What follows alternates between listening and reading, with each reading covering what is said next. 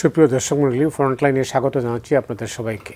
দর্শক মণ্ডলী, আমাদের সঙ্গে রয়েছেন মিডিয়া ব্যক্তিত্ব ডাক্তার আব্দুল নূর তুষার, এরপরে আছেন সিনিয়র সাংবাদিক মঞ্জুরুল ইসলাম। দুজনকে স্বাগত জানাচ্ছি। তুষার, আজকে দিনের খবর হচ্ছে মানবতা বিরোধী অপরাধে সিরিয়ার ক্ষমতাচ্যুত প্রেসিডেন্ট হাফেজ আল আসাদের মৃত্যুদণ্ডের আদেশ হয়েছে। তিনি যদিও দেশে নেই, তিনি রাশিয়ায় পালিয়ে গেছেন। এই স্বৈর শাসকদের মানে আমাদের এখানেও কিন্তু আমরা একই মিল দেখি। দীর্ঘ সময় ক্ষমতায় থাকার পর তারা বুঝতে পারেন না, তারপর তাদেরকে একটা স্টেজে এই পতনের মুখে পড়তে হয় এবং দেশ ছাড়তে হয়। নানা কাহিনী, নানা ঘটনা। হাফেজ আল আসাদ 20 বছরের মতো ক্ষমতায় ছিলেন, বোধহয় আর বেশি, 24 বছর ক্ষমতায় ছিলেন। তার বাবাও ছিলেন ক্ষমতায়, তারা মানে পারিবারিক শাসনের মধ্যেই সিরিয়া ছিল। আজকে আমার প্রশ্নটা হচ্ছে যে এরা, এই সমস্ত শাসকেরা কেন বুঝতে পারেন না যে একটা স্টেজে জনগণ রুখে দাঁড়াবে, অথবা তারা দেশ ছাড়িয়ে মানে পালিয়ে যান কেন? আমি কিছুদিন যাবত একটা বই পড়ছিলাম, ডিকটেটরস হ্যান্ডবুক। আবার নেটফ্লিক্সে একটা সিরিজ আছে, হাউ টু বিকাম এ টাইরান্ট। এগুলো দেখলে বোঝা যায় যে স্বৈর শাসকদের মানসিকতার একটা পরিবর্তন ঘটে যায়। অধিকাংশ স্বৈর শাসক কিন্তু ক্ষমতায় আসে হয় জনপ্রিয়তার মাধ্যমে অথবা অভ্যুত্থানের মাধ্যমে। এবং স্বৈর শাসকরা যখন ক্ষমতায় আসেন তাদের এক ধরনের জনপ্রিয়তা থাকে, কেননা যিনি অভ্যুত্থান ঘটান তিনি তো আরেকজন স্বৈর শাসকের বিরুদ্ধে অভ্যুত্থান ঘটিয়েছেন, জোর করে ক্ষমতা নিয়ে নিয়েছেন, বা একটা ব্যর্থ শাসনের একটা পরিবেশ তৈরি হয়, সেখানে ওনারা জোর করে ক্ষমতাটা নেয়। ফলে এক ধরনের শুরুর জনপ্রিয়তা স্বৈরশাসকের থাকে, সেটা অভ্যুত্থানের মাধ্যমে আসলেও থাকে, আবার গণতান্ত্রিক নির্বাচনের মাধ্যমে আসলেও থাকে। এবং আসবার পরে তার যে এই স্বৈরতন্ত্রের যে পরিবর্তনটা হয়, অর্থাৎ ধীরে ধীরে স্বৈরতান্ত্রিক হয়ে ওঠে, এটার পেছনে একটা মানসিকতা কাজ করে। সেই মানসিকতা হচ্ছে অধিকাংশ স্বৈরশাসক বিশ্বাস করেন যে তিনি ছাড়া আর কেউ মানুষের মঙ্গল করতে পারবে না, এবং উনি যা করেন সেটাই ঠিক, এবং ওনার সাথে যারা আছে তারাই সবচেয়ে যোগ্য ব্যক্তি, এবং তার বিশ্বাস করেন যে মানুষ তার এই কাজগুলো পছন্দ করছে। এখন এই পরিবেশটাকে আরও উৎসাহিত করে হচ্ছে স্বৈরশাসককে ঘিরে একটা চক্র তৈরি হয়, যে চক্রটি স্বৈরশাসককে ব্যবহার করে নিজেরা রাষ্ট্রের সম্পদ লুট করে হোক, নানান ধরনের কর্মকাণ্ডের মাধ্যমে হোক, নিজেরা ধনী হতে থাকে, সম্পদশালী হতে থাকে, নানান ধরনের স্বার্থ হাসিল করতে থাকে। এবং এরা স্বৈরশাসককে ধারণা দিতে থাকে যে আপনি একমাত্র, আপনি সবচেয়ে বড়, আপনার চেয়ে মহান কেউ নাই, আপনার পিতা মহান ছিলেন, আপনার ভাই বোনেরা মহান, আপনি মহান, আপনার সন্তানেরা মহান। এবং স্বৈরশাসকের বংশসহ সবাইকে তারা মহান করে তোলে। এবং তারপরে তারা যেটা করে সেটা হচ্ছে স্বৈরশাসকের সামনে এমন এমন সব প্রজেক্ট বা প্রকল্প নিয়ে আসে যেটা অনেকটা তাজমহলের মতো। স্বৈরশাসক মনে করে যে এই যে আমি বড় বড় কাজ করছি, বিরাট বিরাট কাণ্ড কারখানা করছি, এর মাধ্যমে আমি ইতিহাসে অমর হব, অক্ষয় হব। কারণ স্বৈরশাসকের তো আসলে অমরত্বের একটা ইচ্ছা থাকে, মহান হওয়ার একটা ইচ্ছা থাকে। এবং তারপরে তারা বিশ্বাস করতে থাকেন যে আমৃত্যু তারা ক্ষমতায় থাকবেন এবং ক্ষমতা থেকে তাদেরকে কেউ সরাতে পারবে না, কেননা তার কাছে পৃথিবীর কোনো সংবাদ পৌঁছায় না, তার কাছে যারা পৌঁছায় তারা সবাই তার মন মতো সংবাদ পরিবেশন করতে থাকে। তো অবস্থাটা কেমন হয়, যেমন আমি বাংলাদেশের উদাহরণ দিতে পারি। স্বৈর শাসকের পিয়ন বা তার কোনো একটা কর্মচারী, কেটলি জাহাঙ্গীর তাকে বলতো, বা বোতল জাহাঙ্গীর, পানি জাহাঙ্গীর, মানে বোতল জাহাঙ্গীর পানির বোতল নিয়ে হাঁটতো, বা কেটলি নিয়ে নাকি হাঁটতো, গরম পানি ঠান্ডা পানি পরিবেশন করতো। তো জাহাঙ্গীরের নাকি 400 কোটি টাকা, উনি নিজেই বলেছেন, এটা স্বৈরশাসক বললেন। এখন উনি যখন এটা বললেন, উনি বিবেচনাতেই নিলেন না যে মানুষ এটাকে কিভাবে ভাববে। উনি বিবেচনা নিলেন এইভাবে, যার এইটা কোনো টাকাই নাই, যে 2-4-5 হাজার কোটি টাকা, এটা কোনো টাকাই না, আমার পিয়নেরও তো 400 কোটি টাকা আছে। কারণ উনি মনে মনে বিশ্বাস করছেন যে বাংলাদেশের বাকি জনগণ এরকম 300-400 কোটির মালিক হয়ে গিয়েছে। কারণ এরা ধারণা দেয় যে মানে আমরা গরিব, আমরা এত বছর ধরে আপনার সাথে কাজ করেছি, আমরা যদি কিছু না পাই, অমুকের দেখেন 500 কোটি পেয়েছে, অমুকের দেখেন 300 কোটি পেয়েছে। তো এইভাবে তারা একটা ধারণা দেয় এবং স্বৈরশাসক সেটা বিশ্বাস করতে শুরু করে। এরপরে যেটা ঘটে, স্বৈরশাসকের চারপাশের লোকেরা তাকে মহান করার জন্য কার্যক্রম হাতে নেয়। যেমন মিডিয়াতে একদল লোক তারা তাকে মহান করার জন্য কার্যক্রম হাতে নেয়, বিশ্ববিদ্যালয় পর্যায়ে যারা সুশীল বুদ্ধিজীবী তাদের একদল লোক তৈরি হয়, তারা তার জীবনী লিখতে থাকে, তাকে নিয়ে নানান ধরনের গ্রন্থাবলী লেখে, তাকে নিয়ে গবেষণা করে, বিভিন্ন সংগঠন তৈরি হয়ে যায়। জীবিত অবস্থা ওনাকে নিয়ে রিসার্চ কাউন্সিল হয়। উনি যে মানে আরবের কোন উচ্চতম বংশ থেকে এসেছেন সেই বংশলতিকা তৈরি হয়। এইভাবে এমন একটা অবস্থা তৈরি করা হয়, স্বৈরশাসক একটা ভিন্ন জগতে প্রবেশ করে যান, তিনি আর এই জগতের মানুষ থাকেন না, এবং তারপরে তিনি বিশ্বাস করতে থাকেন যে এই যা কিছু হচ্ছে এটাই সত্য, এটাই ঘটনা। ধরেন 50 জন লোককে বাড়ি বানিয়ে দিয়ে উনি বিশ্বাস করতে থাকেন যে বাংলাদেশের সব লোককে উনি বাড়ি বানিয়ে দিয়েছেন। তারপরে একটা ব্রিজ তৈরি করে উনি ভাবেন যে বাংলাদেশের সব লোকই ব্রিজের উপর দিয়ে যাচ্ছে, এবং সবচেয়ে ভয়ঙ্কর অবস্থা হয় যে স্বৈরশাসক নিজে আইন বানিয়ে নিজে সেটা ভঙ্গ করতে থাকেন। আমি বাংলাদেশের উদাহরণ দেই, পদ্মা সেতু যখন হলো, একটা লোক নাকি একটা নাট বল্টু খোলা ঢিলা সেটাকে খুলে ফেলেছিল, সেই জন্য সে কারাগারে চলে গেল। এবং তারপর আরো একটা ঘটনা ঘটলো যে সবাইকে বলা হলো যে এই এটার উপরে উঠে সেলফি টেলফি তুলবেন না, কিন্তু আপনার নিশ্চয়ই মনে আছে মানুষ পাগল হয়ে গিয়েছিল, কেউ ওখানে উঠে নামাজ পড়ছে, কেউ সিজদা দিচ্ছে, কেউ টিকটক করছে, এক ভদ্রমহিলা শুয়ে পড়লেন। কিন্তু কেউ তো এটা আশা করে নাই যে আইনটা বানানো হয়েছে যে এটার উপর দিয়ে যখন যাওয়া হবে কেউ থামবে না এবং সেলফি তুলবে না। 1-2 দিনের মধ্যে এই স্বৈরশাসকের মিডিয়া সবখানে প্রচার করে দিল যে তিনি পরিবার সহ সেলফি তুলছেন। তাহলে সারা বাংলাদেশের বহু লোক যারা সেখান দিয়ে যাওয়ার সময় সেলফি তুলতে পারে নাই, তাদের মনে ধারণা কি হলো যে আপনি ব্রিজ বানায় আপনার সম্পত্তির মতো আপনি এটার উপর দাঁড়িয়ে সেলফি তুলতে পারবেন, কিন্তু আমরা পারবো না। এবং এইভাবেই করে কি স্বৈরশাসকের মিডিয়া তাকে মহান করতে গিয়ে জনবিচ্ছিন্ন করে ফেলে, এবং যখন তিনি জনবিচ্ছিন্ন হয়ে যান তখন তার পতন হয়। এবং পতন হইলে পরে তার পতন এমনভাবে হয় যে তিনি জানেন যে এরপরে তার পরবর্তী স্টেপ হচ্ছে মৃত্যুদণ্ড। কারণ সব স্বৈরশাসককেই তার প্রতিপক্ষ যখন এসে ক্ষমতায় আসে প্রথমে চিন্তা করে তাকে বাঁচিয়ে রাখা যাবে না, ফলে সঠিক কারণে হোক অথবা বেঠিক কারণে হোক তাকে মৃত্যুদণ্ড দেয় এই কারণে যে তিনি যে ফিরে এসে প্রতিশোধ নেবেন, এই প্রতিশোধের ভয়ে তাকে মৃত্যুদণ্ড দিয়ে রাখে। এবং এইটাই সকল স্বৈরশাসক, আপনি দেখবেন যে পিনোচেট তার লাশ উত্তোলন করে মানে বিচার করা হয়েছিল এবং তার সমাধি সরিয়ে ফেলতে হয়েছে। এরকম পৃথিবীর বিভিন্ন দেশের স্বৈরশাসকরা পরে খুব অপমানিত হন। স্বৈরশাসকদের আসলে ইতিহাসে নামধাম থাকে না, থাকলেও খুব করুণভাবে থাকে, কিন্তু স্বৈরতন্ত্র এটা বুঝতে পারে না। তা আমি একটা উদাহরণ দিয়েছিলাম, এটাতে শেষ করি। স্বৈরশাসকের অনুভূতিটা কেমন হয়, ধরেন 100 তলার উপর থেকেও কেউ লাফ দিয়েছে, মাটি স্পর্শ করার আগ পর্যন্ত তার ফিলিংটা হয় যে সে উঠছে। মঞ্জু, আপনি কিভাবে দেখেন বিষয়টাকে? আমি দেখি এরকম যে স্বৈরশাসকের চোখে একটা চশমা থাকে, এই চশমাটার একটা রেঞ্জ থাকে, এর বাইরে উনি দেখতে পান না। আচ্ছা, এর বাইরে উনি দেখতে পান না, এবং এই রেঞ্জের মধ্যে তার কিছু মোসাহেব থাকে। কেউ বলে শাড়িটা সুন্দর, কেউ বলে শার্টটা সুন্দর, কেউ বলে মুজিব কোটটা সুন্দর, বা কেউ বলে সাফারিটা সুন্দর।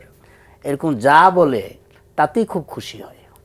আর স্বৈরশাসকদের চারদিকে যে মোসাহেবরা থাকে, এই মোসাহেবদের অবস্থাটা কি হয়? মোসাহেবদের অবস্থাটা হয় যে অনেক সময় অনেকে এই প্রাকৃতিক পাখি যেগুলো পালার জন্য বাসার বারান্দায় কিছু খাবার দিয়ে রাখে, তখন এই পাখিগুলা খেতে আসে। আচ্ছা, খেতে আসলে পরে তো ওই যিনি খাবার দেন তিনি দেখেন খেতে আসার পরে যে এই পাখিগুলা খাচ্ছে, এরকম স্বৈরশাসকরাও কিছু পেশাজীবী, কিছু বুদ্ধিজীবী, কিছু এরকম ছিটায়, এগুলা খেয়ে তারা মোটামুটি মনে করে যে রাজদরবারের কিছু খেলাম।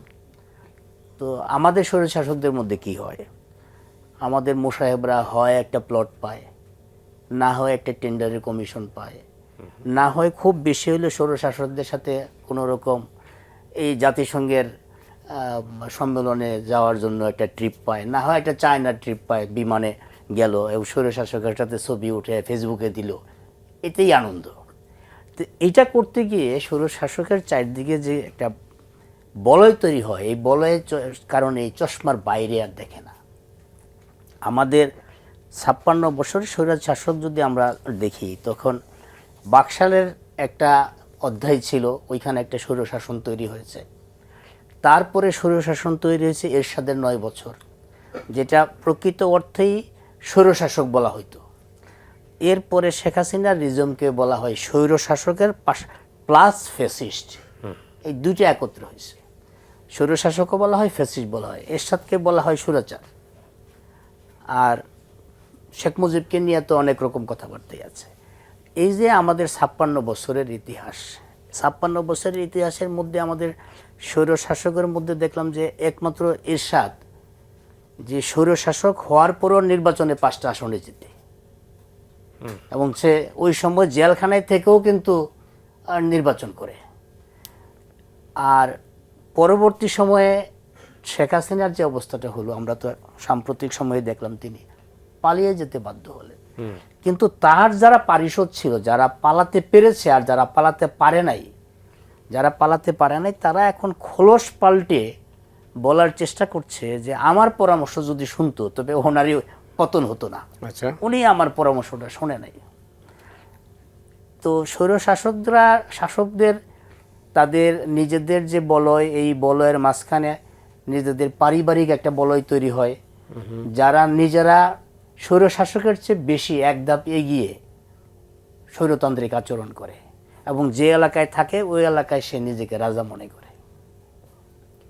আর তাদের যারা পারিষদ, তুষার যেটা বললেন যে চাকর বাকর যারা, তারা তো অনেক অনেক ধাপে গিয়ে তারা যে দিক দিয়ে যায়, যেমন তুষার যে পানি জাহাঙ্গীরের কথা বললেন, সেই পানি জাহাঙ্গীরের একটা বিষয় জানি যে ওই আসনে কিন্তু স্পিকার, যে সাবেক স্পিকার শিরিন শারমিন, তো সে ওনার খুব কাছের একজনের সাথে আমার কথা হলো একদিন, বললেন যে উনি একবার ওনার গ্রামের বাড়ি যাচ্ছেন, তো যাওয়ার পথে উনি দেখলেন যে ওনার আগে অনেক পুলিশ প্রোটেকশন দেওয়া অনেক লোক যাচ্ছে, একটা বিশাল বড় গাড়ি বহর নিয়ে যাচ্ছে। তো উনি তখন ওই প্রোটেকশনকে জিজ্ঞেস করলো যে আমার আগে এই যে পুলিশ প্রোটেকশন নিয়ে গাড়ি বহর নিয়ে যাচ্ছে, আমি তো জানি আমিই যাচ্ছি, তো আর কে যাচ্ছে? মানে রাষ্ট্রের ভিআইপিদের মধ্যে তো আমার উপরে তো প্রাইম মিনিস্টার এবং উপরে রাষ্ট্রপতি, এর নিচে তো কেউ গেলে এরকম যাওয়ার কথা না, কে গেছে? তখন স্থানীয় পুলিশ থেকে বলা হলো যে জাহাঙ্গীর সাহেব যাচ্ছে, এবং জাহাঙ্গীর সাহেবকে রিসিভ করার জন্য ওই যে স্পিকারকে রেখে এসপি, ডিসি, ইএনও যারা ছিল তারা সবাই জাহাঙ্গীর সাহেবকে রিসিভ করার জন্য ব্যস্ত হয়ে গেল। এবং স্পিকার হলো তারপরে যাচ্ছে। তো উনি এক জায়গায় দুঃখ করে বললেন যে এরপরে মনে হলো যে ওইখান থেকে ব্যাক করি, আমি আর এলাকায় না যাই, কারণ জাহাঙ্গীর যাচ্ছে এরকম একটা অবস্থায়। তো যখন স্পিকারের অবস্থাটা এরকম হয়ে যায় জাহাঙ্গীরের কারণে, এটা কিন্তু স্বৈরশাসনের একটা বড় এক্সাম্পল। তো টাকা পয়সার বিষয়টা, স্বৈরশাসক যখন হয় তখন নতুন একটা জমিদারি প্রথা তৈরি হয়, নতুন কিছু টাকাওয়ালা মানুষের জন্ম হয়। সেই টাকাওয়ালা মানুষ তারা প্রথমেই একটা ভালো চকচক গাড়ি কিনে, অভিজাত এলাকায় একটা বাড়ি কিনে এবং কিছু লোকজন রাখে যারা তার সাথে সাথে থাকবে। তারাও দেখায় যে তারা একটা কিছু হয়ে গেছে। আপনি দেখেন যে গুলশান বনানীর এলাকা একটা খুব অভিজাত এলাকায়, এই এলাকায় যারা আগের অধিবাসী, যাদের নামে অ্যালটমেন্ট আছে, তাদের মধ্যে কিন্তু প্রায় 90% তারা বিদেশে চলে গেছে। এখন যারা আছে তাদের ম্যাক্সিমামই হলো নতুন পয়সাওয়ালা, এই বনানীতে একটা ফ্ল্যাট কিনলো অথবা একটা বাড়ি কিনে ফেললো, এটা নতুন পয়সাওয়ালা। অভিজাত মানুষ যারা আছে তাদের ম্যাক্সিমাম বিদেশ চলে গেছে। আর ফ্যাশন তো হয়ে গেছে, এখন একটা ফ্ল্যাটে আর হয় না। একটা সময় ছিল যে 2000 সনের আগে যে 1200-1400 স্কোয়ার ফিটের একটা ফ্ল্যাট হলে ঢাকা শহরে, যে ভাই কষ্ট করে একটা 1200-1400 স্কোয়ার ফিটের একটা ফ্ল্যাট কিনলাম। এখন তো শুনি যে 8000-10,000 স্কোয়ার ফিটের একটা ফ্ল্যাট লাগে একটা ফ্যামিলির জন্য। ওই ফ্যামিলির মধ্যে লোক কয়জন? হাজব্যান্ড ওয়াইফ 2 জন আর 2টা কুত্তা, এই 4 জন মানুষের জন্য 10,000 স্কোয়ার ফিটের একটা ফ্ল্যাট লাগে। এবং এটা স্বৈরশাসকের এই টাকা আসে কোত্থেকে? প্রশ্ন তো ওই জায়গায়, কারণ গুলশানের বনানীর মতো একটা 8,000 স্কোয়ার ফিটের একটা ফ্ল্যাট কিনলে কত টাকা লাগে, এই হিসাব তো আমার মাথার মধ্যে ঢুকে না, আমি হিসাব করে পারবো না। তারপরে তার 2টা কুকুর থাকবে আর 4-5টা চাকর থাকবে।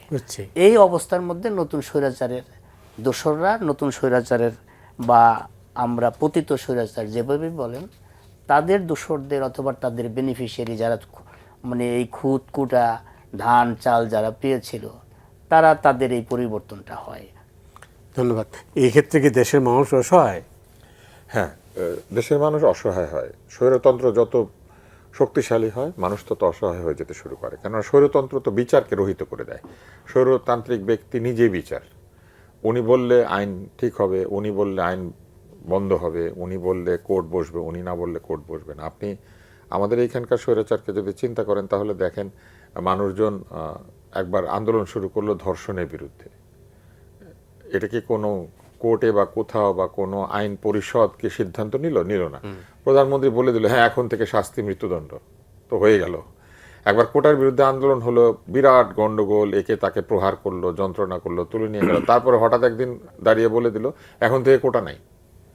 তো মুখের কথা কি দেশ চলে নাকি? এবং এই যে মৌখিক নির্দেশ, মৌখিক আদেশ আইনে পরিণত হতে শুরু করে, মানুষ তখন বিচার আদালত সবকিছু বাদ দিয়ে মনে করে যে একজন ব্যক্তি বা ওই ব্যক্তির পছন্দসই যারা, তারাই দেশের আইন, তারাই মা বাপ, তারাই সবকিছু।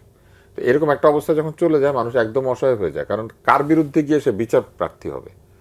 স্বৈরতান্ত্রিকের একটা ভয়ের সংস্কৃতিও কাজ ভয় করে। সংস্কৃতি তৈরি হয়, কারণ বিচার নাই তো।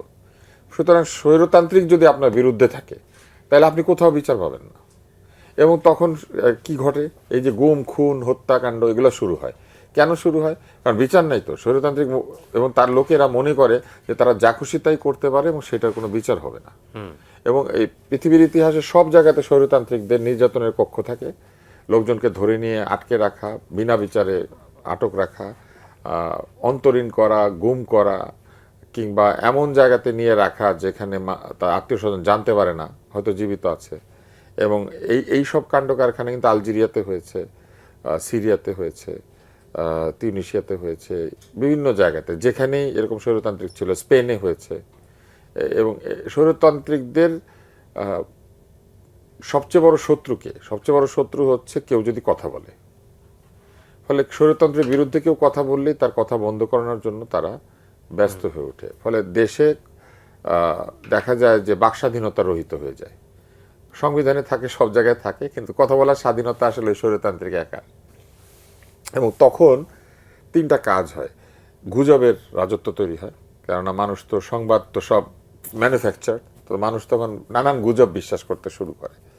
আরেকটা কাণ্ড হয়, সেটা হচ্ছে মানুষ ভয় পায়, ফলে তারা চুপ করে যেতে শুরু করে এবং নিজেদের মধ্যে সাংকেতিক ভাষায় কথা বলতে শুরু করে। স্বৈরতান্ত্রিক একটা নাম দেয় কিংবা তাকে নিয়ে একটা রসিকতা, এবং প্রচুর জোকস তৈরি হয়, যে জোকসগুলোর বিষয়বস্তু থাকে স্বৈরতান্ত্রিক নিজে।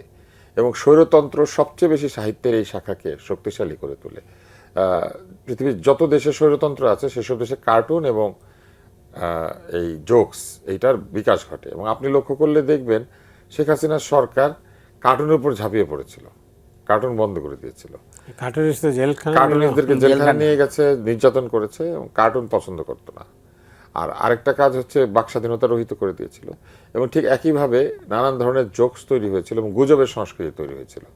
এবং একটা পর্যায়ে গিয়ে স্বৈরতন্ত্রের লোকেরা মানুষকে ভীত সন্ত্রস্ত করার জন্য বা তাদের অ্যাটেনশন ডাইভার্ট করার জন্য গুজব তৈরি করে। এই স্বৈরতন্ত্রের শেষ ভাগে আপনার নিশ্চয় মনে আছে রাসেল ভাইপার নামে একটা সাপ বেরিয়ে এসেছিল। এই রাসেল ভাইপার এখন কোথায়? কিন্তু তখন রাজশাহীতে দেখা দিয়েছে রাসেল ভাইপার, তারপরে সিলেটে দেখা দিয়েছে রাসেল ভাইপার। মনে হলো সারা বাংলাদেশের সর্বত্র রাসেল ভাইপার উনি এটা হয়েছে। তো যখন স্বৈরতন্ত্র পলাতক হলো তখন ওই জোকসটা চালু হলো যে এখন কোন ভাই পার হয়েছে, মানে সবাই তো সীমান্ত পার হয়ে যাচ্ছিল, তো বলে যে রাসেল ভাই তো পার হয়েছে, সোহেল ভাইকে পার হলো না। তো এই যে মানুষ জোকস করতে শুরু করে, এইটা শুরু হয়ে যায়। এবং স্বৈরতন্ত্রকে নিয়ে আপনি দেখবেন যে স্ট্যালিনের স্বৈরাচারে সোভিয়েত রাশিয়াতে জোকস হয়েছে, এবং এখন সবচেয়ে বেশি জোকস হয় উত্তর কোরিয়ার কিম জং ইল যে তাকে নিয়ে। তো এই স্বৈরতন্ত্রের আমি বলবো যে স্বৈরতন্ত্রের যে পুরো প্রক্রিয়াটা, এটা মানুষকে একদম অসহায় করে ফেলে, মানুষের আর কিছু করার থাকে না। ধন্যবাদ। যারা স্বৈর শাসক অথবা ফেসিবাদী শাসন যারা কায়েম করেন, তারা একটা স্টেজে দেশ ছাড়তে বাধ্য হন বা যেভাবেই হোক। আমরা সাম্প্রতিক ইতিহাস তো দুটো দেখলাম। তারপরে এরা কি কোনোদিন দেশে ফিরতে পারে? এরা দেশে ফিরতে পারে মানে না, এখন পর্যন্ত দেশে ফিরার কোনো ইতিহাস কিন্তু মানে পৃথিবীতে নাই। তারা দেশে ফিরে এসেছে, হ্যাঁ। এবং আমাদের সাম্প্রতিক সময়ে যারা চলে গেছেন, আমরা যদি নাম ধরেই বলি, সাবেক প্রধানমন্ত্রী শেখ হাসিনা, তিনি ঘোষণা দিয়েছেন তিনি ডিসেম্বরে ফিরে আসবেন, এবং যাই হোক তিনি ফিরে আসবেন। এবং সেটা যদি ভারতে যে সংবাদ সম্মেলন করে তিনি যেটা বলেছেন যে যাই হোক তিনি ফিরে আসবেন, এবং দেশবাসী তো চায়, যেমন সরকারও চায় যে উনি ফিরে আসুক। ওনার ফিরে আসতে হবে দুইটা কারণে। কেন? একটা কারণ হলো তিনি এটা আমার নিজস্ব মূল্যায়ন, তিনি তার বাবাকে এবং তার দলকে দুইটাকেই খুন করেছেন। তার কারণেই তো তার বাবার যে পরিচয় 32 নম্বর, এটা একটা ইতিহাসের একটা অংশ, সেটা কিন্তু ধুলায় মিশে গেছে। এবং ওই 32 নম্বর বাড়িটার চারপাশে দাঁড়িয়ে মানুষ প্রস্রাব করেছে, এটা তার কারণে হয়েছে। তো তিনি তার বাবাকে খুন করেছেন দ্বিতীয়বার। আর বাবার তৈরি, ভাসানীর তৈরি, সরোয়ার্দির তৈরি আওয়ামী লীগটাকে খুন করেছেন। আওয়ামী লীগটাকে ওনার বাবা একবার খুন করেছেন বাকশাল করে, উনি একবার খুন করেছেন স্বৈরাচারী হয়ে।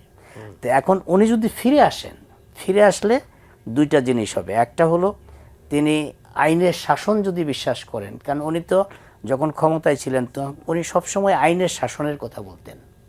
আইনের শাসন প্রতিষ্ঠা করতে হবে, ভোটাধিকার প্রতিষ্ঠা করতে হবে। মানুষের ভোটাধিকার এবং আইনের শাসন প্রতিষ্ঠা করতে গিয়ে এই দেশে ওনার বাবা খুন হয়েছেন, পরিবার নিয়ে খুন হয়েছেন। এবং তিনি যখন সংবাদ সম্মেলন করছেন তখনও এই বাবা এবং পরিবারের কথা বলতে গিয়ে কিন্তু সবসময় উনি কেঁদে দেন, এবং ওই দিনও কিন্তু তিনি প্রায় কেঁদে দিয়েছেন, এরকম একটা বিষয় ছিল। তো যিনি আইনের শাসন প্রতিষ্ঠা করতে গিয়ে তার পরিবার গেল, তিনি নিজে নির্বাসিত হলেন, তিনি আইনের শাসন প্রতিষ্ঠা করার জন্য আইনের উপর ভরসা রেখে তিনি বাংলাদেশে আসলে তাকে আইনের কাছে সারেন্ডার করতে হবে। তিনি তখন কারাগারে কি যাবেন নাকি আইন তাকে মুক্ত করে দিবে সেটা আদালতের বিষয়। আর দ্বিতীয়ত হলো যেই আওয়ামী লীগের লোকজন যারা দেশ ছেড়ে পালিয়ে যেতে পেরেছে তারা কিন্তু আওয়ামী লীগের বেনিফিশিয়ারি, সে কারণে তারা আগে খবর পেয়েছে এবং পালিয়ে যেতে পেরেছে। আর তৃণমূলের ত্যাগী নেতাকর্মী যারা, পরিবারের একজনও সবাই চলে গেল, এই মেসেজটা কে থ্রো করলো? কারণ উনি ছাড়া তো এই মেসেজ কেউ জানে না। আচ্ছা, উনি যে যাবেন এই মেসেজ তো উনি ছাড়া কেউ জানে না। এবং যেটা জানতে পেরেছি পরবর্তী সময়ে, তিনি যেই যানবাহনে যে হেলিকপ্টারে করে গিয়েছেন সেটা তো 3 তারিখ থেকেই রেডি করা ছিল, ঠিকই পুরনো এয়ারপোর্টে 3 তারিখ থেকেই রেডি করা ছিল। তো যেটা 3 তারিখ থেকে রেডি করা, তো সেটা রেডি যখন করা হয়েছে তো তিনি জানেন যে ওনার পরিণতিটা কী হবে। তো সে কারণেই তারা আগেই নোটিশ পেয়েছে, তারা চলে গেছে। এবং সর্বশেষ তো আমরা দেখলাম যে তাপসের সাথে যেই ফোন আলাপটা বেরিয়েছে, যেটা আমরা দেখলাম। এখন তাপসকে তাড়াতাড়ি চলে যেতে বলা হয়েছে, যাই হোক। এখন যেটা আমি বলছিলাম যে এই যে তৃণমূলের যারা ত্যাগী, তারা মনে করবে যে আমাদের রাজনীতি করার আবার সুযোগ তৈরি হয়েছে, আমাদের নেত্রী ফিরে আসছে, জেল খাটুক আর যাই খাটুক, বাসিক আর মরুক, দেশে চলে আসছে। তখন তাদের মধ্যে একটা নতুন বাঁচার, রাজনীতি থেকে বেঁচে থাকার, দলটাকে বাঁচিয়ে রাখার একটা চেষ্টা তৈরি হবে। যেমন ধরেন আমি যদি এইভাবে বলি যে উনি যদি সড়ক পথে আসেন, সে বেনাপোল দিয়ে উনি আসবেন, তো বেনাপোল দিয়ে যদি উনি আসেন তখন বহু কর্মী এরকম আছে যে গুলি হোক, জেল হোক, যাই হোক, নেত্রীরকে যে রাস্তায় আসতেছে ওই রাস্তার সামনে অন্তত দাঁড়াবো, এরকম বহু ত্যাগী নেতা আছে। আচ্ছা, তো সারা দেশের এরকম ত্যাগী নেতারা যখন রাস্তার মধ্যে দাঁড়ায় যাবে তখন তো তারা নিজেরা মনে করবে যে দলটা আবার চাঙ্গা হয়ে যাচ্ছে। এদিকে যদিও সরকার বলছে যে এটা এখন দল বাতিল করবে, দলের রাজনীতি বাতিল করবে না কি করবে, এটার একটা আইনগত বিষয় নিয়ে বিবেচনা করা হচ্ছে। সুতরাং ওনার দুইটা কারণে আসতে হবে, ওনার নিজের আইনের প্রতি শ্রদ্ধা রেখে আসতে হবে, আর দ্বিতীয়ত দলটাকে আবার বাঁচানোর জন্য ওনাকে আসতে হবে।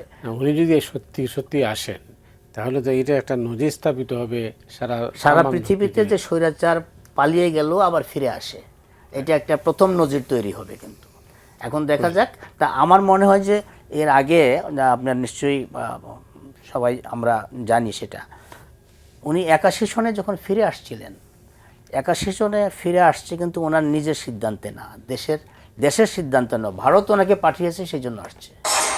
ভারত তখন মনে করেছে যে এটা পরিবেশটা ভালো, এখন যেতে পারে। কিন্তু উনি আসার 13 দিনের মাথায় কিন্তু জিয়াউর রহমান খুন হয়েছে। এখন ভারত যখনই তাদের লোকটাকে তাদের পরিবেশ মতো সময় মনে করবে তখনই কিন্তু পাঠাবে, এবং পাঠানোর পরে পরবর্তী কোর্স অফ অ্যাকশন কি হবে সেটাও মাথায় রাখতে হবে। ভিন্ন প্রেক্ষাপট অবশ্য। আচ্ছা, এই পটভূমিতে শেখ হাসিনার রাজনৈতিক ভবিষ্যৎ কি?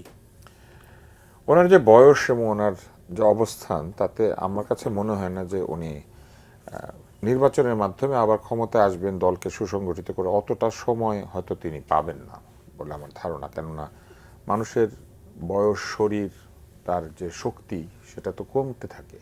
তবে এটা ঠিক যে তিনি যখন ক্ষমতা থেকে চলে যান সেই সময় পর্যন্ত তিনি যথেষ্ট অ্যাক্টিভ ছিলেন, নিজে হাঁটাহাঁটি করতেন, নিজে রান্না করতেন, কাজ করতেন, অ্যাক্টিভ মানুষ। আমার মনে হয় তিনি দলকে যদি নেতৃত্ব দিতেও পারেন, রাজনৈতিকভাবে নির্বাচন বা এগুলি করে ক্ষমতা আসার জন্য যে সময়ের প্রয়োজন, অতটা সময় আসলে তিনি হয়তো পাবেন না। তবে এগুলো তো আসলে আমরা প্রেডিকশন করি। ক্ষমতা, টাকা কিংবা অন্য বিষয়গুলি আমাদের কোরআন শরীফে আছে যে আল্লাহ দেন, সম্মান এটা আল্লাহর ইচ্ছা, যাকে খুশি দেন, যাকে খুশি দেন না। কি হবে আমরা বলতে পারি না। তবে যৌক্তিকভাবে বিবেচনা করলে আমার মনে হয় যে আওয়ামী লীগের পরবর্তী নেতৃত্বের দিকে মনোযোগী হওয়া দরকার। কারণ আওয়ামী লীগ তো অনেক দিনের দল, এবং এই দলটাকে যদি তারা টেকাতে চায় বা রাজনীতিতে যে কোনো ফর্মে ফেরত আসতে চায়, তাদেরকে তো এটা রাজনৈতিক কৌশলের মাধ্যমে আসতে হবে, পরিকল্পনার মাধ্যমে আসতে হবে। এবং সেটা করতে গেলে আওয়ামী লীগকে আধুনিকভাবে চিন্তা করতে হবে। আওয়ামী লীগ এখনও 90 সালে আটকে আছে, এবং আওয়ামী লীগ এখনো মনে করছে যে ওই স্বৈরতন্ত্রের পতন, এরশাদের স্বৈরাচারের পতনের পরে আওয়ামী লীগের যে একটা অবস্থান, সেই সময়ের যে নেতা নেত্রীদের অবস্থান এবং ওই সময় শেখ হাসিনারও যে অবস্থান, আওয়ামী লীগ এখনো পর্যন্ত ওই 90 দশকের রাজনীতির মধ্যে আছে। কিন্তু পৃথিবী অনেক এগিয়ে গিয়েছে, এবং এখন আসলে কমিউনিকেশনের টেকনিক, পলিটিক্যাল কমিউনিকেশন, তার ভাষা, মানুষের কাছে কর্মসূচি নিয়ে হাজির হওয়া, মানুষকে মোটিভেট করা বা উৎসাহিত করা, নিজের পক্ষে জনমত তৈরি করা, এগুলি একটা সায়েন্সে পরিণত হয়েছে। তো সেই জায়গাতে আমার কাছে মনে হয় যে আওয়ামী লীগকে আরো আধুনিক হতে হবে। আওয়ামী লীগের এই মুহূর্তে পরামর্শদাতা তো আর আমরা না, কিন্তু আমার কাছে মনে হয় যে পদ্ধতি বা কৌশল তারা চিন্তা করছে, এই পদ্ধতি বা কৌশল খুবই প্রাগৈতিহাসিক। আপনি আওয়ামী লীগের নেতৃবৃন্দের মধ্যে যারা, ইনফ্যাক্ট এই যে একটা সংবাদ সম্মেলন হচ্ছে, সেখানে যদি লক্ষ্য করেন এক ব্যক্তির পরিচয় নিয়ে সবাই খুব চিন্তা করছে, এই লোককে, এই লোককে। তার মানে দেখেন তাদের অবস্থা কিরকম, যে মানুষের কাছে পরিচিত একজন লোককেও তারা ওইখানে দিতে পারছে না। যারা পালিয়েছে তাদের মধ্যে তো পরিচিত লোক আছে, কিন্তু তাদেরকে দিতে পারে নাই। তার মানে আওয়ামী লীগের ফেস নাই। তারপরে যেটা ঘটেছে, বাকি যারা ছিল তারা কোনো না কোনো বংশের প্রতিভূ, কারো বাবা বড় নেতা ছিলেন, কারো আত্মীয় বড় নেতা ছিলেন, অথবা কেউ বংশের লোক, এরাই ওখানে গিয়ে বসেছে। তার মানে আওয়ামী লীগ এখনো ওই বংশগত শাসনের মধ্যে আছে। অথচ এই পুরো ঘটনাটাই ঘটেছে আওয়ামী লীগের এই বংশগত শাসনের বিরুদ্ধে, যে আপনার বংশ হইলেই খালি হবে, আমরা কি মানুষ না, আমাদের কি কোনো জায়গা নাই, আমরা না পাবো চাকরি, না পাবো কোটা, বৈষম্য বৈষম্য। আওয়ামী লীগ দলটার মধ্যে বিরাট বৈষম্য হচ্ছে শেখ মুজিবুর রহমানের ফ্যামিলি এবং শেখ মুজিবুর রহমানের ফ্যামিলি না, এটা একটা বিরাট বৈষম্য কিন্তু। এবং এই ফ্যামিলি ভিত্তিক রাজনৈতিক দলে যদি পরিবার নিজে সচেতন না হয়, তাহলে কিন্তু এটা হবে। এই দিক থেকে বিএনপি অনেক কারণে আমি মনে করি যে, যদিও তাদেরকেও পরিবারতন্ত্রের দোষী করা হয়, কিন্তু একটা হচ্ছে জিয়াউর রহমান সাহেবের পরিবার ছোট, আরেকটা হচ্ছে উনি নিজে যখন প্রেসিডেন্ট ছিলেন নিজের পরিবারকে কোথাও উনি অ্যালাউ করেন নাই, যার ফলে আমরা ওনার আত্মীয় স্বজনকে খুব একটা চিনি না। আমরা বেগম জিয়ার আত্মীয়দেরকে চিনি, ওনার বোনকে চিনি, ওনার ভাইদেরকে চিনি, কিন্তু আমরা জিয়াউর রহমান সাহেবের কাউকে ভাই বোন তাদেরকে নিয়ে আমাদের কোনো আলোচনা বা কোথাও নাই। তো এটা হওয়ার ফলে যেটা হয়েছে, পরিবারতন্ত্রের দোষী করলো, এটা অত্যন্ত ছোট একটা পরিবার, এবং সেইখানে এই যে মানে অমুক ভাই তমুক ভাই, এই কাজিন সেই কাজিন, এই অবস্থাটা নাই আর কি। না থাকার কারণে বিএনপির মধ্যে বৈষম্য একটু কম, কিন্তু আওয়ামী লীগে এই বৈষম্য প্রবল। আপনি যদি চিন্তা করেন, নামের আগে শেখ এবং পরে শেখ দিয়ে একদল শাসক ছিল, তারা এমনকি শেখ হাসিনাকেও মানত না। আপনার মনে আছে কি না, শেখ হাসিনার আগের শাসনের সময় এক ব্যক্তি পিস্তল সহ ঢুকে পড়েছিল, ওনার বংশের লোক, এবং তারপরে একটা আইন করা হলো যে পিস্তল নিয়ে কেউ ওখানে ঢুকতে পারবে না। পিস্তল নিয়ে তো ওখানে ঢুকতে পারার কথাই না, উনি কেন পিস্তল নিয়ে গেলেন? কিন্তু দেখেন এরকম একটা অবস্থা। তারপরে বাজারে একটা গুজব ছড়িয়েছিল, ওনার বংশের কোন এক লোক তাজউদ্দিন সাহেবের কোন এক বংশধরের সঙ্গে অপমানজনক আচরণ করেছে। এগুলো কিন্তু সব গুজব, কিন্তু মানুষ এগুলো কেন বিশ্বাস করতো? কারণ বিশ্বাস করতো কারণ তার বংশের এই প্রতাপের কারণে। আপনি লক্ষ্য করলে দেখবেন তার বংশের এক তরুণ, এই দক্ষিণের ছবির মতো সব ভিডিও তার ফেসবুকে, পেছনে ওই গান বাজে, থালাইবা টাইপের গান, পেছনে বাজছে আর সে হাঁটছে, হ্যান্ডসাম ছেলে, সব ঠিক আছে, কিন্তু এটা কি এখনকার যুগের রাজনীতি? তো এই কোটা বিরোধী আন্দোলন বলেন কিংবা বিসিএস এর চাকরির জন্য আন্দোলন বলেন, এইখানে কিন্তু মূল জায়গাটা তরুণরা এটাই বলার চেষ্টা করেছে যে বংশ না, কিংবা আমার আর্থিক যোগ্যতা নয়, আমার মামা চাচার ক্ষমতা নয়, আমি চাই আমার মেধার বিচার হোক। তো সেই জায়গাতে আওয়ামী লীগ পিছিয়ে আছে এখনো পর্যন্ত। আপনি যদি ওই সংবাদ সম্মেলনটা দেখেন, ওখানে প্রকৃত অর্থে তরুণ সমাজের প্রতিনিধি কে? তো সেটা নাই। তো আমার কাছে মনে হয় যে আওয়ামী লীগ যদি রাজনীতিতে ফিরতে চায় এবং শেখ হাসিনা যদি সত্যি মনে করেন ফিরে আসবেন, তবে স্বৈরতন্ত্র যে ফিরে না একদম সেরকম না। মার্কোসের ফ্যামিলি কিন্তু পরে ফিরে এসেছে, মার্কোসের ছেলে ফিরে এসেছে, মার্কোসের বউ গিয়েছে। তো হয় মাঝে মাঝে স্বৈরতন্ত্রের আত্মীয় স্বজন ফেরত আসে বা বংশধররা ফেরত আসে, কিন্তু তাদেরকে বিচারের মুখোমুখি হতে হয় এবং কোনো না কোনোভাবে তাদেরকে একটা একটা রিকনসিলিয়েশনের ভিতর দিয়ে যেতে হয়, হয় বিচার এবং পানিশমেন্ট এটার ভিতর দিয়ে, অথবা কোনো একটা আপোষ মীমাংসার মধ্যে দিয়ে। আচ্ছা, এত সবের পরেও মানুষ কেন মানে স্বৈরতান্ত্রিক হয়ে যায়? ক্ষমতা আসলে নিজেকে অ্যাবসলিউট করার চেষ্টা করে। ক্ষমতা সবসময় চায় যে তার কর্তৃত্বকে সে একদম সর্বব্যাপী করবে, এবং অধিকাংশ সময় আমাদের মতো এই তৃতীয় বিশ্বের দেশগুলিতে মেধাহীনদের এমন একটা অবস্থা হয়েছে সমাজে যে আপনি কাউকে কাজ দিলে কাজ করতে পারে না, তখন ক্ষমতাবান বিশ্বাস করে যে আমার নিজের লোককে দিয়ে কাজ করাতে হবে, তাইলে তারা আমার কাজটা করে দিবে, ঠিক মতো করবে। এবং ক্ষমতাবান এটা করতে গিয়ে মজা পেয়ে যায়, দু একটা কাজ সফল হয়, তারপরে তারও একটা একটা স্যাটিসফ্যাকশন আসে যে কই আমার এমপিরা মূর্খ, তাতে কি আমি আমলাদেরকে দিয়ে কাজ করিয়েছি। কিন্তু এটা করতে গিয়ে সে সিস্টেম ব্রেক করতে থাকে। এমপির কাজ ব্যুরোক্র্যাটদেরকে দিয়ে করায়, ব্যুরোক্র্যাটদের কাজ এমপিকে দিয়ে করায়, কারণ তার যখন যেটা ইচ্ছা তখন সেটা করছে। এইভাবে সে কি করে, সে ওই কাজ আদায় করতে গিয়ে তার নিজের লোকদেরকে সে এমপ্লয় করে বা ডিপ্লয় করে। এটা করার পরে যেটা ঘটে সেটা হইলো সে কিছু কিছু রেজাল্ট পায়। পাওয়ার পরে, কারণ কিছু কিছু মেধাবী লোক তো ওখানে আছে, এটা পাওয়ার পর সে বিশ্বাস করতে শুরু করে আমাকে এইভাবেই কাজ করতে হবে, এবং তখন সে সর্বত্র এই দলীয়করণ এবং আত্মীয়করণ করে, এবং তখনই তার পতনের পুরো পরিবেশটা তৈরি হয়। আমি আপনাকে একটা উদাহরণ দিই। ফুটবল ফেডারেশনে এই পুরো 17 বছর আমাদের সালাউদ্দিন ভাই বসে থাকলেন। সালাউদ্দিন ভাই অত্যন্ত যোগ্য মানুষ, উনি স্বাধীন বাংলা ফুটবল দলে খেলেছেন, বাংলাদেশের সেরা একজন ফুটবলার, সর্বকালের সেরা ফুটবলারদের একজন। কিন্তু এই ভদ্রলোক 17 বছর থাকতে হবে কেন? এইটার কিন্তু কোনো ব্যাখ্যা নেই। যুক্তিটা কি দেওয়া হতো যে উনি শেখ কামাল সাহেবের ঘনিষ্ঠজন এবং ওনার যাতায়াত ছিল। তো এই কথার ভিত্তিতেই উনি 17 বছর ওইখানে বসে থাকলেন। সালমান রহমানের এত প্রতিপত্তি কেন? ওই একই ঘটনা, ভাইয়ের বন্ধু, উনি নাকি ওই বাসাতে গেলে এক সময় খাওয়া দাওয়া করেছেন, বুবু ডেকেছেন, তো হয়ে গেল। কিন্তু প্রবলেমটা কি হয়, সালমান রহমান কি করলেন? সালমান রহমানই কিন্তু এই যে ঋণ নিয়ে ঋণ খেলাপি সংস্কৃতির একটা জায়গা তৈরি করলেন, এবং প্রচুর টাকা পয়সা ব্যাংকে ম্যানিপুলেট করে যে নেওয়া যায় সেটা উনি দেখালেন। দেখানোর পরে কি হইলো, ওনার নয় মেধা আছে, ওনার ব্যবসা প্রতিষ্ঠানগুলি ঠিক মতো চালিয়েছেন, অনেক লোককে চাকরি দিয়েছেন, ঋণও শোধ করতেন, কিন্তু বাকিরা ওনার মতো করে নিতে পারলো কিন্তু ফেরত দিতে পারলো না। ফলে সালমানের নামও এস দিয়ে, এসালমের নামও এস দিয়ে, কিন্তু এসালম ব্যাংক লুট করে ফেললো। স্বৈরতন্ত্র কি মনে করেছে, আমার লোক টাকা নিয়েছে, দেশে অনেক চাকরি বাকরি তৈরি হবে, আমার উপরে কেউ কিছু মনে করবে না। কিন্তু দেশে অনেক জিনিসপত্র তৈরি হয় নাই তো, কারণ ওই মেধাহীনদের রাজত্বটা তৈরি হয়ে যায় তখন, এবং অমেধাবী লোকদের হাত থেকে বাঁচার জন্য নিজের লোক দিয়ে কাজ করাতে গিয়ে আরো বড় মেধাহীনদের একটা সাম্রাজ্য তৈরি হয়, এবং তারা সবাই মিলে ওই স্বৈরতান্ত্রিক ব্যক্তিকে সামনে রেখে তাদের উদ্দেশ্য হাসিল করে, এবং একটা পর্যায়ে গিয়ে তারা যখন অনেক ধনী হয়ে যায় তখন তারা কিন্তু তাদের সম্পদ বাঁচাতে ব্যস্ত হয়ে ওঠে। এই যে এত কোটি কোটি হাজার হাজার কোটি টাকা যারা নিয়েছে, এরা কিন্তু এই টাকা আওয়ামী লীগের পিছনে খরচ করবে না, এরা এখন এই টাকা নিজেদের পিছনে খরচ করবে, এবং তারা নিজেরা বাঁচার জন্য এই টাকাটাকে সমাজে রাজনৈতিক দলের লোকদেরকে ঘুষ দিয়ে ব্যবহার করবে। এবং আপনি দেখেন স্বৈরতন্ত্রের পতনের পরে বাংলাদেশে প্রথম যে গুজব বা বলেন বা যে কোনো অভিযোগ বলেন, এই তীর কাদের বিরুদ্ধে উঠেছিল তরুণদের বিরুদ্ধে। কি বলা হয়েছিল, যে আওয়ামী লীগের লোকেরা টাকা পয়সা দিয়ে এদেরকে কিনে তারা বর্ডার পার হচ্ছে, এবং এরা কোটি কোটি টাকা খরচ করে পালিয়ে যাচ্ছে। তাহলে যেই টাকা স্বৈরতন্ত্র তাদেরকে কামাই করতে দিল জনগণের পকেট থেকে, সেই টাকা কি হলো, সেই টাকা দিয়ে তারা নিজেদেরকে বাঁচালো, দেশের মানুষের কোনো মঙ্গল হলো না। এবং এখনো সেই টাকা দিয়ে তারা নিজেরাই বিভিন্ন জায়গাতে ভোগ করছে, খাচ্ছে, মানি মেশিন থেকে টাকা বের করছে। তো স্বৈরতন্ত্র তো ভেবেছিল কি, স্বৈরতন্ত্র সবসময় ভাবে যে নিজের লোকের হাতে টাকা গেলে সেই টাকা মনে হয় দেশের কাজে লাগবে এবং তার নিজের কাজে লাগবে, কিন্তু শেষ পর্যন্ত ওই টাকার মালিক তার টাকা বাঁচাতে ব্যস্ত হয়ে যায়।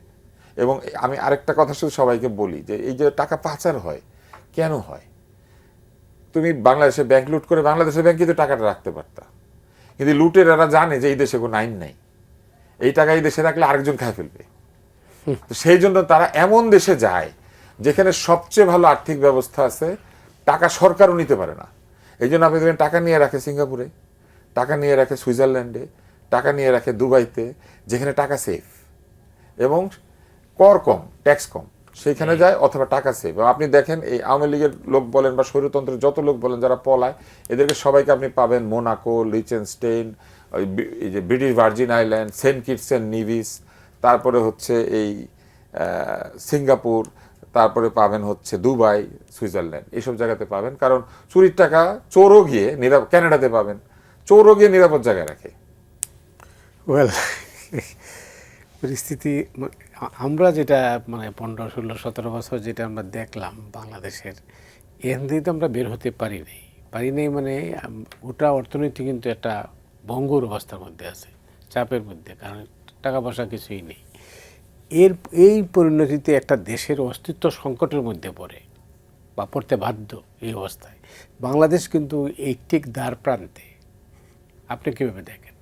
না, ওই দ্বার প্রান্তে আপনার যদি আমরা IMF-এর কথা ধরি, আমাদের বিভিন্ন অর্থনৈতিক যতগুলো সহযোগী সংস্থা আছে যারা আমাদেরকে সহযোগিতা করে, তাদের মধ্যে অন্যতম। এখন পর্যন্ত IMF আমাদেরকে যে সমস্ত সংস্কারের শর্ত দিয়েছে, এই সংস্কারের শর্তগুলো আমরা পালন করতে পারিনি, আমাদের সরকার পালন করতে পারেনি। না পারার কারণে IMF-এর অবস্থা এখন এমন হয়েছে যে IMF এখন বাংলাদেশকে কোনোভাবেই বাংলাদেশ কনভিন্স করতে পারছে না যে তার ঋণের টাকাটা লাগবে, এবং IMF-এর তারা রিজিট অবস্থায় আছে, তারা কোনো টাকা দিবে না। সরকারের মধ্যে যেটা এখন হচ্ছে যে আমি এখন পর্যন্ত যেটা দেখছি, অর্থনৈতিক সংকট বলেন আর অন্য জায়গায় বলেন, যত ম্যানেজমেন্টই হোক, কোনো ম্যানেজমেন্টই কিন্তু এখন সরকারের কন্ট্রোলে পুরোপুরি আছে বলে মনে হয় না। আর্থিক প্রতিষ্ঠানগুলোর ম্যানেজমেন্ট এখনও শৃঙ্খলার মধ্যে আসে নাই। বিদেশিদের সাথে যে সমস্ত প্রজেক্ট নিয়ে যে সমস্ত দেন দরবার হচ্ছে, সেই সমস্ত দেন দরবারে সঠিক মানুষটা সেই দেন দরবারে আছে বলে মনে হয় না। অনেক অযোগ্য লোককে, যেই কাজটা যিনি পারবেন না এরকম লোককে বিভিন্ন গুরুত্বপূর্ণ জায়গায় বলা হয়ে থাকে লোকের অভাব। হ্যাঁ, বলা হয় লোকের অভাব, কিন্তু ভালো লোক, দক্ষ লোক, জানাশোনা লোক, যেই লোকটা যেই জায়গায় অ্যাপ্রোপ্রিয়েট সেই জায়গায় কিন্তু দেয়া হচ্ছে না। আর একটা কথা অনেকে বলে না, কিন্তু আমি এটা আগেও বলেছি, এখনও বলি আর কি, যে লন্ডন ভার্সেস বাংলাদেশ, এই যে একটা ডিভাইড তৈরি হয়ে গেছে, এইটা কিন্তু আস্তে আস্তে বাড়ছে। লন্ডন থেকে তো অনেক যোগ্য লোকও আসছে, অনেক অযোগ্য লোকও আসছে। বন্যা যখন আসে তখন বন্যার পানির সাথে সে পলি আসে না, আবর্জনাও আসে। লন্ডন থেকে কিছু আবর্জনাও আসছে। এই আবর্জনাগুলো এখন লন্ডনের নাম ভাঙিয়ে যা ইচ্ছা তা করতেছে বিভিন্ন জায়গায়। এতে করে টোটাল লন্ডনের যে প্যাকেজটা আসছে, যারা অনেকে মেধাবী বিভিন্ন জায়গায় তারা ভালো করতেছে, তাদের কিন্তু অবমূল্যায়ন হচ্ছে, তাদের সম্পর্কে মানুষ এখন আঙ্গুল দিচ্ছে। আমাদের যদি মিডিয়াতে ধরি, এই লন্ডনের প্রভাবে মিডিয়া এখন তছনছ হয়ে যাচ্ছে। বলা হচ্ছে যে সক্রেটিস আর ঠোলা প্লেটোর কারণে মিডিয়া তছনছ হয়ে যাচ্ছে। সেটাও আর কি, সেটা দুইজনের দুইটা নিক নেম মিডিয়াতে এখন প্রচলিত, একটা হলো সক্রেটিস আর একটা হলো ঠোলা প্লেটো। তো এই দুইটার কারণে মিডিয়া এখন তছনছ হয়ে যাচ্ছে। অ্যাডমিনিস্ট্রেশনে একই অবস্থা। অ্যাডমিনিস্ট্রেশনে ধরেন কিছু সচিবকে আপনি নিয়োগ দিলেন কন্ট্রাক্ট বেসিসে, এখন তাদেরও তো সময় প্রায় শেষের পথে, কয়েক মাস হয়তো থাকবে, 1 বছরের জন্য দেওয়া হয়েছে। কিন্তু নতুন সচিব যাদেরকে আপনি তৈরি করতেছেন, তাদের অধিকাংশই হলো যারা জিয়াউর রহমানকে গালি দিত, যারা খালেদা জিয়াকে গালি দিত, যারা তারেক রহমানকে গালি দিত, তাদেরকে আপনি প্রমোশন দিয়ে সচিব বানাচ্ছেন এবং গুরুত্বপূর্ণ জায়গায় তাদেরকে পোস্টিং দিচ্ছেন। এটা নিয়ে যখন সোশ্যাল মিডিয়াতে আবার কথাবার্তা হয়, তখন তাদেরকে আবার ওএসডি করছেন। তো ওএসডি যখন করবেন তো আর আগে তার ফাইলটি আছে না, প্রত্যেকটা সচিবের তো একটা ফাইল আছে, বা কর্মকর্তার একটা ফাইল আছে। তো ফাইলের মধ্যে দেখলেই তো হয় যে তিনি এর আগে যে সমস্ত পোস্টিং নিয়েছেন, প্রমোশন নিয়েছেন, ওর মধ্যে কারো কোনো ডিউ লেটার আছে কিনা, ডিউ লেটারের মধ্যে কি লেখা আছে, এটা দেখলেই তো হয়। এবং অনেকে এখন বলার চেষ্টা করছে যে এই সমস্ত ফাঁক ফোকর দিয়ে যারা ঢুকছে তারা এমনি এমনি ঢুকে নেয়, কোনো না কোনো কিছুর বিনিময়ে ঢুকছে। এখন বিনিময়ে যদি আমি বিক্রি হয়ে যাই, তবে 16 বছরের এই যে নির্যাতন, 16 বছর এইভাবে যে মানুষের উপর, সারা দেশের উপর যে একটা স্টিমরোলার চলে, যাতে আমরা কি শিখলাম, আমরা পেলাম কি, আমাদের অর্জনটা কি? আমরা যদি বিক্রি হয়ে যাই, আমাদের তো কথা ছিল যে আমাদের এই স্বৈরাচারের ফ্যাসিস্টের পতন হবে, আমরা বিক্রি হব না, যোগ্য মানুষকে যোগ্য জায়গায় বসাবো, যার যা পাওনা সে যদি সৎ হয় সততার দাম দিব, যদি অসৎ হয় তার অসততার জন্য তাকে পানিশমেন্ট দেওয়া হবে। এবং অসৎ মানুষের স্রোত যদি সামনে চলে যায় এবং সৎ মানুষ যদি চেয়ার বসতে না পারে, তখন আমার বর্তমান সময়টা আর অতীতের সময়টার মধ্যে পার্থক্য কী হলো? আমি তো নতুনত্ব দেখছি না। তারেক রহমান সাহেব নিজে একা, তার যে জীবন চলার যে সিম্পলিসিটি, তিনি যে সাধারণ মানুষের মতো চলাফেরা করেন, তাকে এই ক্ষমতার এই পর্যন্ত দেখা গেছে খুব কম সময়ে দেখা গেছে যে উনি স্যুটকুট পরে অফিস করছেন বা কোথাও যাচ্ছেন। সাধারণ একটা সিম্পল হাওয়াই শার্ট পরে তিনি অফিস করতেছেন।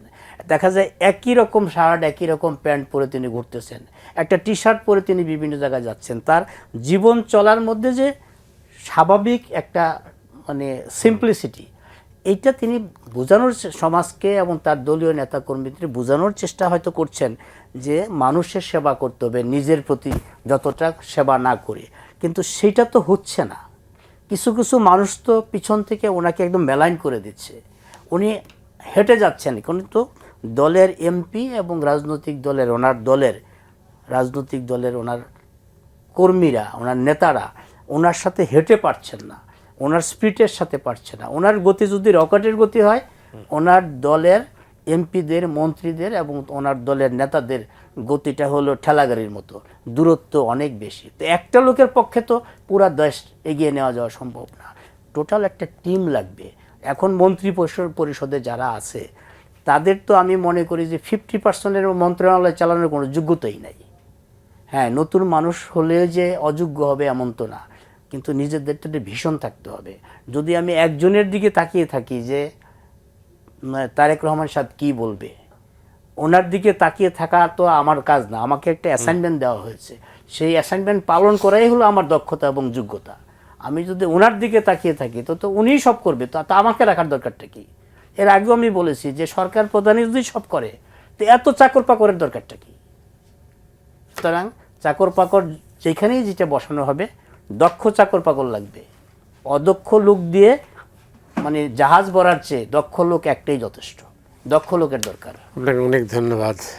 আমি শেষ করব তুষার, যেটা দিয়ে শুরু করেছিলাম। আসলে যে গণতান্ত্রিক শাসনের জন্য লড়াই হয় সারা দুনিয়াতে, তামাম দুনিয়াতে, আমাদের দেশেও হয়েছে, বারবার হয়েছে।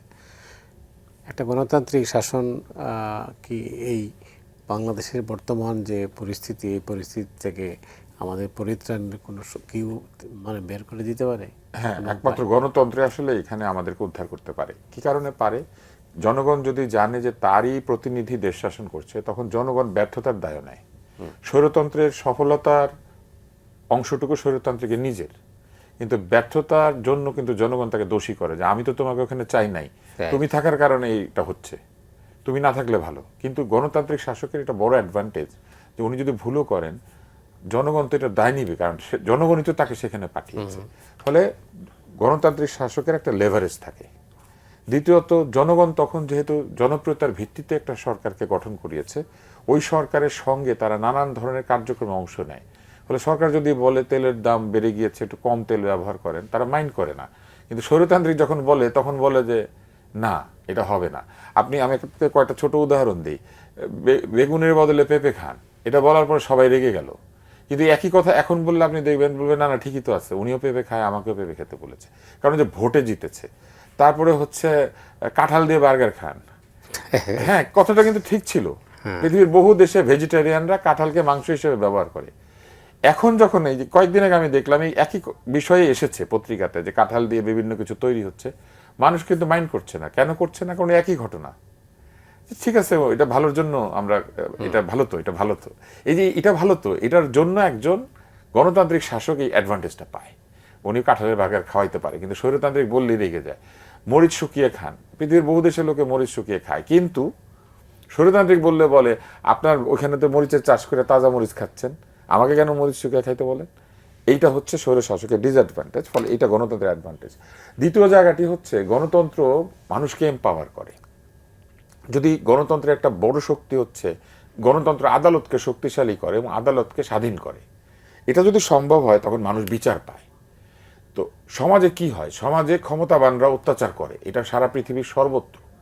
কিন্তু মানুষ করে কি আদালতের কাছে গেলে বিচার পায় বলে ক্ষমতাবানরা শঙ্কিত থাকে এবং অবিচার করে না। আমাদের দেশে স্বৈরতন্ত্র কি করেছে? আদালতকে নিষ্ক্রিয় করে দিয়েছে। আদালত তার কথায় উঠে কথায় বসে।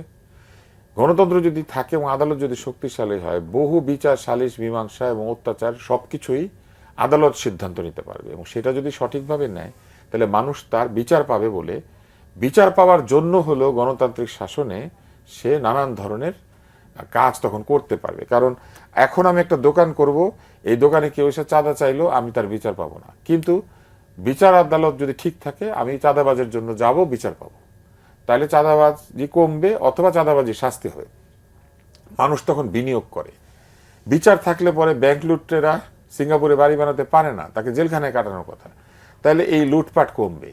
ফলে গণতন্ত্র কি করে? অটোমেটিক্যালি লুটপাট কমিয়ে আনতে পারে। গণমাধ্যম স্বাধীন হয়ে যায়। গণমাধ্যম স্বাধীন হয়ে গেলে মোসাহেবরা আর সক্রিয় থাকতে পারে না, কারণ মোসাহেব বলেছে আপনি যা করেছেন সব ঠিক। কই, মতিউর রহমান চৌধুরীর কাগজ তো এটা বলে না, ওইখানে তো লেখা আছে। এবং স্বৈরতান্ত্রিক যদি তিনি না হন, গণতান্ত্রিক শাসক আপনাকে ফোন করতে পারে যে বলেন তো এটা আপনি কেন লিখলেন। এই জায়গাটাই গণতন্ত্রের শক্তি। ফলে মোসাহেবরা তখন নিষ্ক্রিয় হয়ে যায় এবং সবশেষে যেটা ঘটে, মানুষ মনে করে যে আমার দেশ, আমার শাসক, আমার রাষ্ট্র, আমার সরকার। তখন মানুষ উদ্যোগী হয়ে প্রচুর কাজ করতে শুরু করে। তখন আর এই যে কাজ করলে টাকা দিবে না খাদ্য দিবে এই প্রশ্নটা করে না। তো স্যার আপনাকে অনেক ধন্যবাদ। মঞ্জু, আপনাকেও ধন্যবাদ। আসলে শেষ কথা হচ্ছে গণতন্ত্রের বিকল্প গণতন্ত্রই, গণতন্ত্রের আর কোনো আর বিকল্প কোনো নেই। বিকল্প নেই। তো স্যার যেখানে শেষ করছি, আপনার সবাই ভালো থাকুন।